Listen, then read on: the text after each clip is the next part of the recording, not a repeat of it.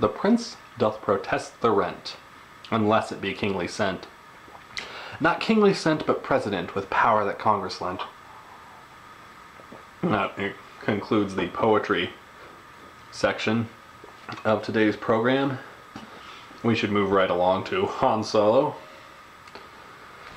The Han Solo Adventures, a $17.97 value. That's $20.97 in Canada. Now only $6.99. That's $8.99 in Canada. This book was printed in the damn 70s. How much is $17.97 in today's dollars, I wonder? Dishonest covers. Already don't like it. Also don't like it because it's science fiction written in the 1970s, and for whatever reason, science fiction in the 1970s always sort of drags at me. Something about the prose style is just sort of flat. Can't stand it. Couldn't stand the book. Can't recommend it. Can't recommend any of these anyway. And I'm done with that. That was a review. The difference between a review and an analysis is that the review will tell you whether or not you should read something, while the analysis explains something to you, presumably something you've already read, or watched, or viewed. So the same things. So, moving right along, there's another Han Solo Trilogy. This is the only book that I currently possess. I've lent out the other two very recently, as I finished reading them again, in fact. It consists of The Paradise Snare, The Hutt's Gambit, and Rebel Dawn. The reason I want to do an analysis of this, and it will be filled with spoilers, but come on, you know how it ends. Han Solo pisses off Jabba the Hutt and has to drag Luke to the Death Star for money. That's where the book ends. This book sets that all up. I don't really want to run through the plot so much because the plot really doesn't matter. I don't think the appeal of this book, which is by A.C. Crispin, really comes from its prose style. Its prose style isn't bad per se. I run into, cliches every once in a while. Within Minutes, for instance, is a cliche, really. Well, it's not a cliche, it's just tired. But the style isn't destitute. There's nothing particularly wrong with it. And review portion coming up. I recommend the Han Solo Trilogy. I recommend it because if you're the kind of person who would even consider buying it or watching a video like this, you're probably the kind of person who really likes Star Wars. And one of the reasons Star Wars has gone on for so long is simply because it's the reason science fiction, or fantasy rather, proliferated after The Hobbit. It spread like wildfire because people still wanted those stories. They couldn't get enough of them, and they always wanted to know what happened after Mordor, what Frodo and everybody was doing. And this is the same sort of thing. Star Wars ends more definitively at Return of the Jedi than a lot of books. And so you can't have stories continuing off of there, although Disney will apparently be trying to do that. Disney. But people want to hear what their favorite characters are doing. They want to know more about them. They can't get enough. Han Solo is a very compelling character, and anybody who can write a book that presents Han Solo anywhere near close to how he was in the movies is, doing a pretty good job. And I feel that the Han Solo trilogy, with Rebel Dawn being the end one, does a very good job of that, because there is at no point I feel that the character I'm reading about is not Han Solo. Plus, you get things like Lando comes in. You get how Han meets Chewbacca, and, well, actually, you never actually see the meeting, but the second book in the series starts out with Han Solo meeting Chewbacca. First chapter of Rebel Dawn, you see Han Solo getting the Millennium Falcon. We're now in the spoiler portion of the review. But what fascinates me most about this is that a book like this can be successful and work quite well. The writing isn't the best writing. I mean, we could compare it to Charles Dickens, and it would fail on every single level that you go at. Story-wise, it's not that good.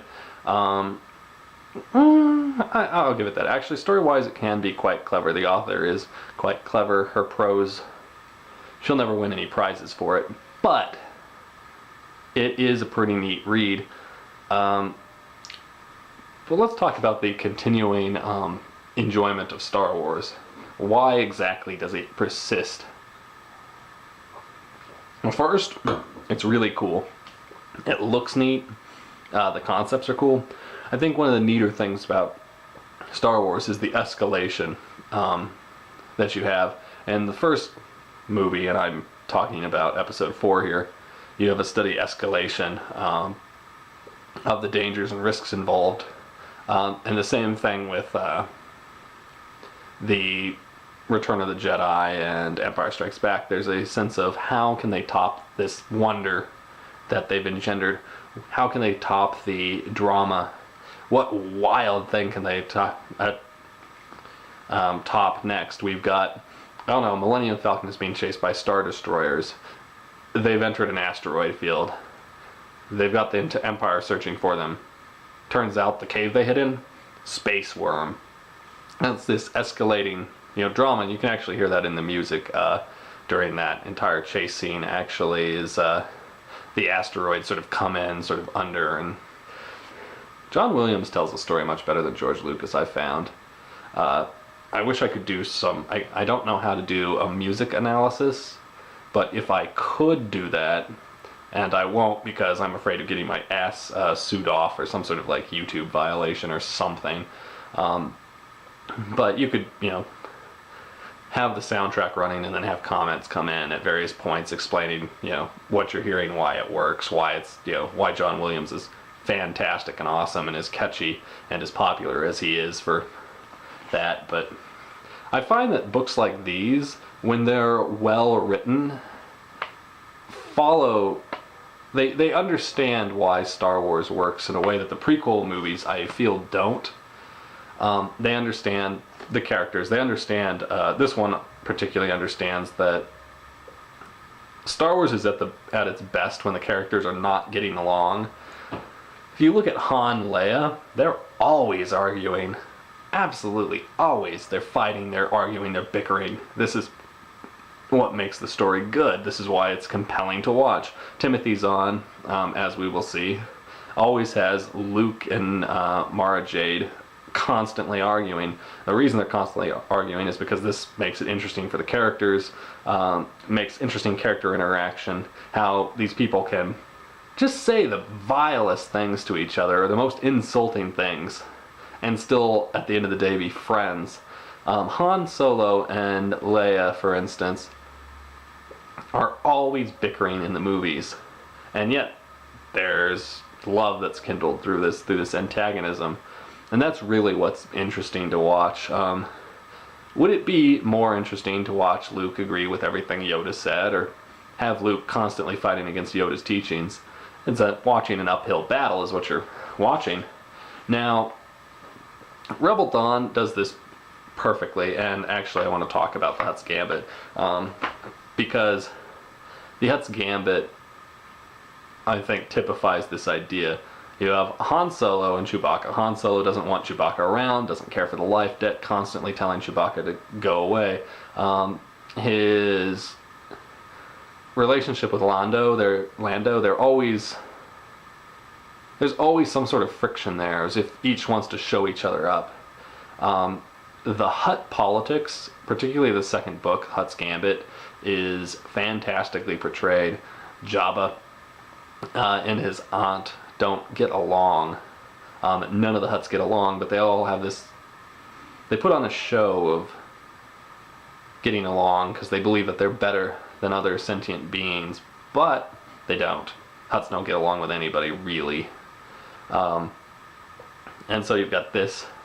You've got the antagonism between the slave masters. Early in the first book, Han Solo flies spice for a cargo for a planet that makes a lucrative business off of slaves. And you see how Han Solo develops a dislike of slavery through this book. Han Solo's bosses don't get along with their Hutt overlords, don't really get along with each other, constantly arguing. In the prequels, the Star Wars prequels, everybody gets along way too much. There's no friction between them. And when we have no friction there, Star Wars doesn't really seem to work. I really, really wish that there were more scenes like the one in Episode 1 where Qui-Gon Jinn grabs Jar Jar's tongue. If Qui-Gon Jinn was doing that through the entire movie, I would absolutely love it. But everybody gets along. The princess doesn't really argue enough with the Jedi. I mean, she goes along with what they say. Would Princess Leia go along with anything Qui-Gon Jinn said? Would she, try to trick him by sending a handmaiden out? No, Leia would just do what she wanted to do. And there would be arguments about it, but in the end, the Jedi wouldn't be able to stop her. We really have to be careful in fiction about making characters get along too well with each other. You can do it if there's some sort of humorous rapport, but you can either have it idealistic people against the world, they get along with the world is trying to crush them. You can have characters just fighting each other all the time.